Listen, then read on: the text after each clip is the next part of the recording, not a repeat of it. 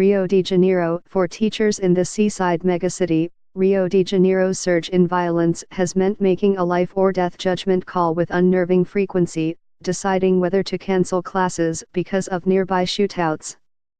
For police officers, it has meant burying 119 of their own so far this year and surrendering ever more territory to drug gangs that have resumed open-air sales in teeming communities that had been declared pacified just a few years ago.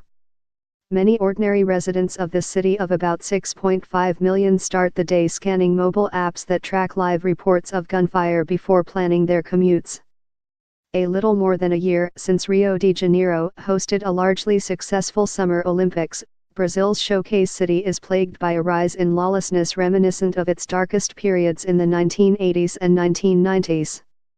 There were 4,974 people killed in Rio de Janeiro state, with a population of about 16.5 million, during the first 9 months of this year, up 11% from last year, according to state government statistics.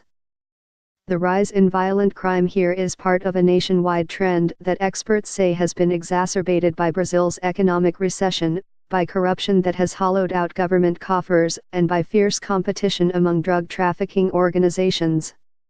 Last year, there were 61,619 people killed across Brazil, according to data compiled by Brazilian Forum on Public Security, making it the deadliest year on record.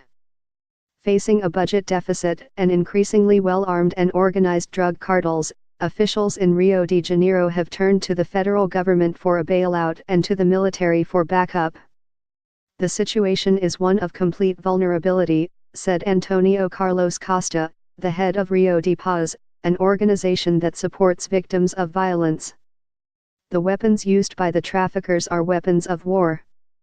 The resurgence of violence comes after what had been tangible, but short-lived gains in reducing the city's crime.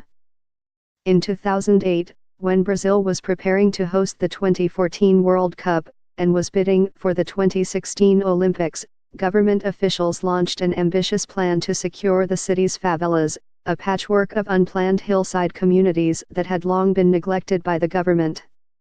A system of community policing was established and law enforcement officers were rewarded when they met crime reduction targets. It amounted to a counterinsurgency strategy. So-called pacification police units established in the favelas were envisioned as the first step to bringing state services to the areas.